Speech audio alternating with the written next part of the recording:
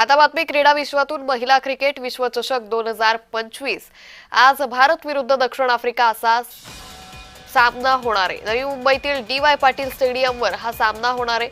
महिला विश्वचषकात भारतीय संघ तिसऱ्यांदा अंतिम फेरीत पोहोचलाय।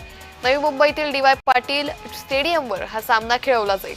सामना दुपारी 3 वाजता सुरू होणार आहे। त्यामुळे सगळ्या क्रिकेट प्रेमींचं लक्ष लागलंय त्या आजच्या या अंतिम सामन्याकडे।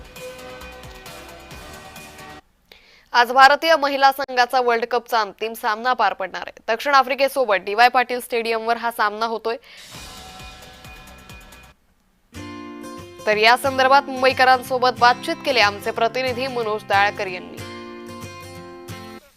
भारतीय महिला टीमची फायनल मॅच आहे साऊथ आफ्रिका सोबत आणि ऑस्ट्रेलिया त्यांनी मात देऊन आज त्यांनी फायनल गाठलेली आहे आणि आज साऊथ आफ्रिका सोबत मॅच आहे। आपल्यासोबत मुंबईकर आहेत, त्यांना विचारूया।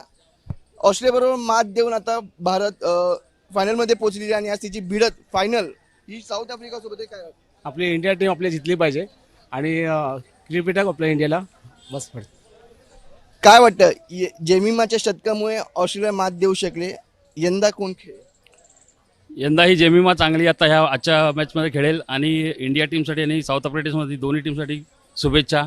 इंडियाची टीम खूप चांगली आहे। जेमिमाचे कष्ट तिला आता म्हणजे त्याचं फळ तिला आता भेटलेलं आहे की काल परवाच्या मॅचमध्ये दिसले आपल्याला। पुन्हा ते आणखी चांगले परफॉर्मन्स करेल आणि सगळी टीम पूर्ण इंडियाची चांगलीच आहे। ऑस्ट्रेलिया जशी मात दिली तशी आता साऊथ आफ्रिकेला देखील मात देईल। नक्की नक्की आपल्या इंडियाकडे चांगले बॉलर्स आहेत, चांगले बॅट्समॅन्स आहेत, आपल्याकडे ओपनर्स चांगले आहेत। स्मृती मानधना आहे, ती एक चांगली क्रिकेटर आहे, चांगले तिचा रेकॉर्ड्स आहेत।